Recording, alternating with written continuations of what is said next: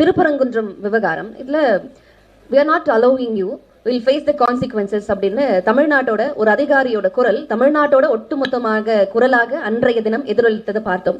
ஆனா அடுத்த ஆண்டு சட்டமன்ற தேர்தலில் ஆட்சியை பிடிக்கணும் அப்படின்னு நினைக்கிற தாவேக தலைவர் விஜய் தரப்புல இருந்து இதுவரைக்கும் ஒரு எதிர்குரலோ கண்டன குரலோ வரல. இப்ப நீங்க இதை எப்படி பார்க்கறீங்க? இதை பிஜேபியோட அவங்க சங் பரிவாரோட ஐக்கியமானதா நீங்க நினைக்கிறீங்களா? அதனாலதான் ரியாக்ஷன் இல்லையா?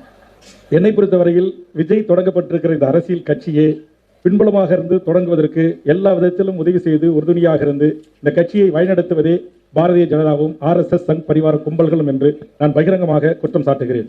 திரு செங்கோட்டையன் அவர்கள் தமிழ்நாட்டிலிருந்து பறந்தோடி இந்திய நாட்டின் தலைமை அமைச்சர்களையும் உள்துறை அமைச்சர்களையும் முக்கிய தலைவர்களையும் சந்தித்துவிட்டு இங்கு வந்து பிறகு சில பத்திரிகையாளர் சந்திப்புகளை நடத்திய பிறகு அவர் திரு விஜய் கட்சியில் தன்னை ஐக்கியமாக்கிக் கொள்கிறார், 50 ஆண்டு பொது வாழ்க்கைக்கு சொந்தக்காரர் என்று சொன்னால் யாரால் அவர் இயக்கப்படுகிறார் என்பது அனைத்தும் என்னை பொறுத்தவரையில் தாவேக இன்னைக்கு குறிப்பா தமிழக வாழ்வுரிமை கட்சி சுருக்கெழுத்தும் டிவிகே ஃபவுண்டர் லீடர் வேல்முருகன் என்றுதான் எல்லா செய்திகளும் தாங்கி நிற்கின்றன.